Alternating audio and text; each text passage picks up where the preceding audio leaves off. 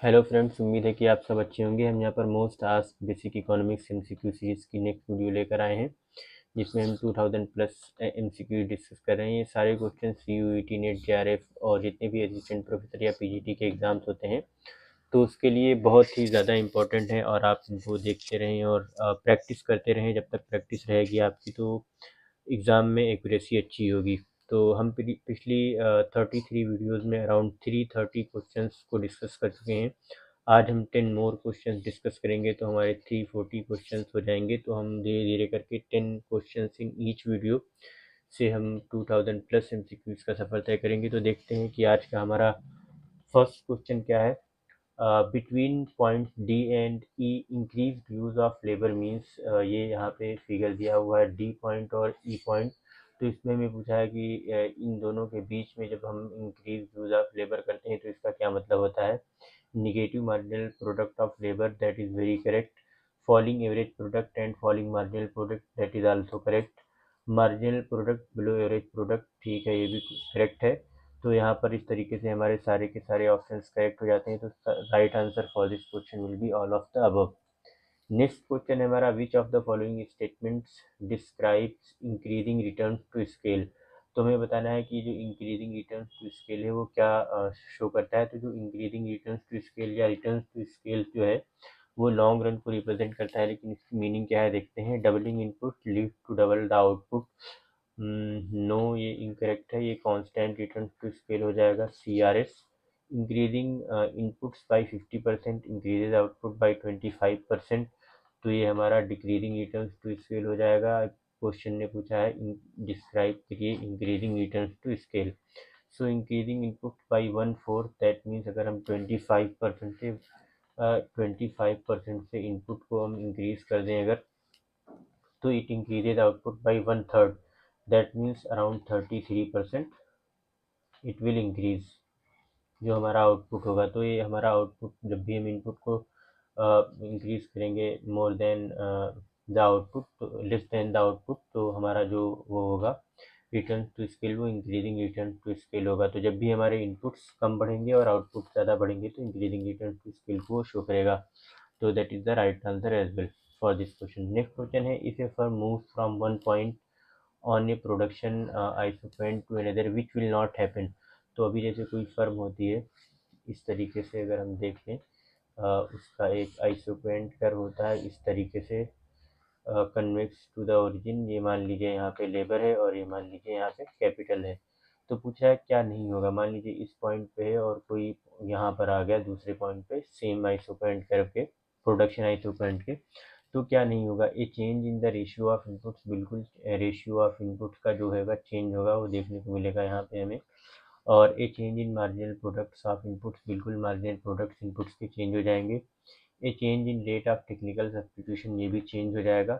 But change in level of output नहीं होगा, क्योंकि जो हमारा आइसोपेंट होगा at all points will show the same level of output. तो हमारा राइट आंसर जो हो जाएगा वो ऑप्शन डी हो जाएगा।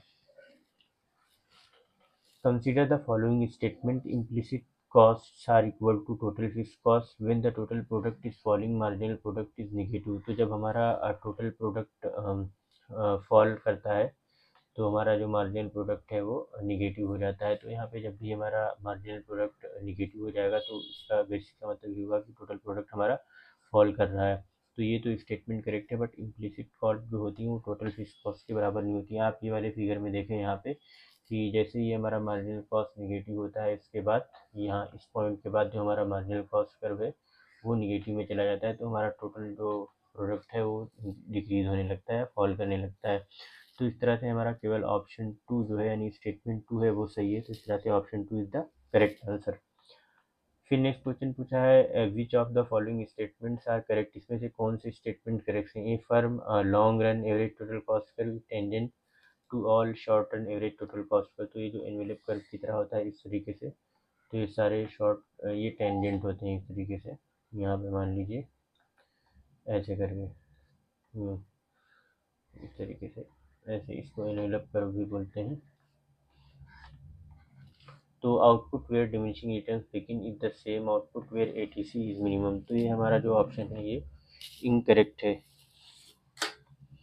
और बाकी जो हमारा पहला ऑप्शन है वो करेक्ट है, क्योंकि जो डिमिनिशिंग रिटर्न होती है वो बिगिन होती है when marginal product start decreasing, और this causes marginal cost to start rising, but ATC becomes minimum where MC equals ATC, which happens later, not at the exact point diminishing returns begins.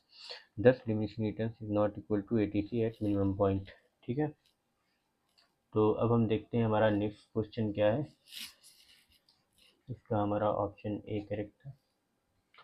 If firm, एक कोई firm है, triples all inputs and output also triples the firm faces, किस तरह की scale, constant, increasing, economies of scale, या both B and सी।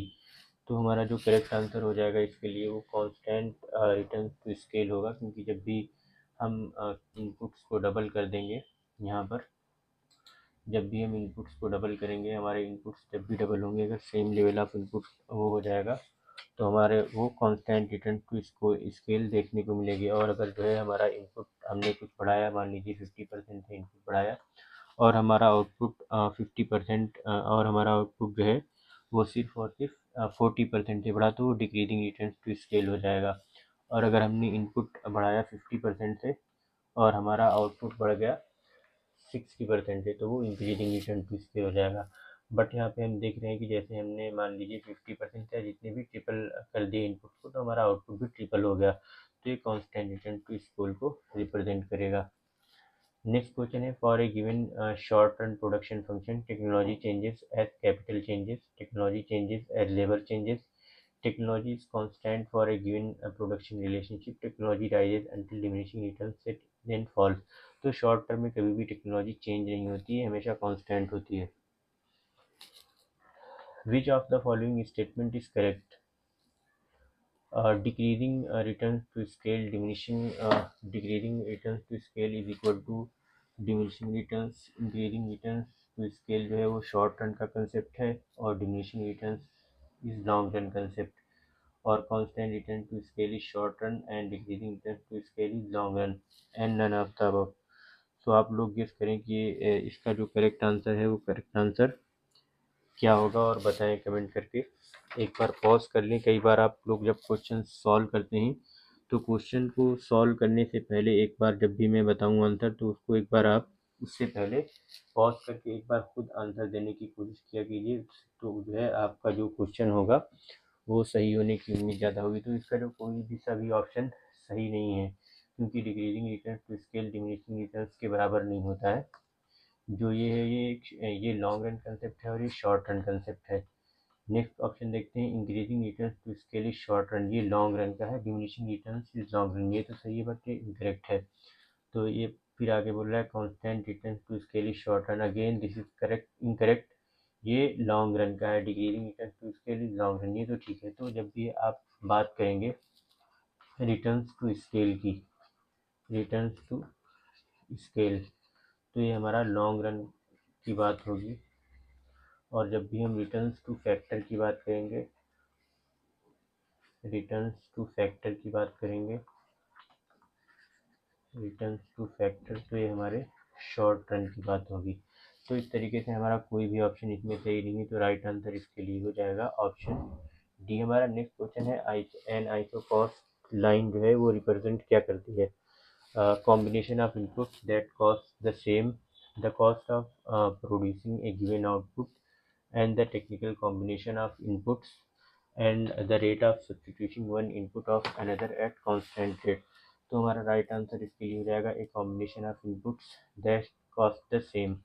तो हमारा आज का जो लास्ट क्वेश्चन है, an isoquant curves identifies input or output combinations that produces the same output, various output that can be produced from fixed inputs, various input bundles that produce the same level of output, least cost combination for a given output। तो हमारा जो correct option है इसके लिए various input bundles that produces the same level of output, यहाँ पे output extra लगा दिया, वरना ये ऑप्शन भी हमारा करेक्ट होता। बट मोस्ट एक्यूरेट ऑप्शन जो है वो करेक्ट वाला वो various inputs of bundles that produces the same level output. तो thank you so much guys for watching, like करें, शेयर करें, कमेंट करें और सब्सक्राइब करें, बताएं कैसा लगा आपको। नेक्स्ट वीडियो में मिलते हैं, तब तक के लिए बाय।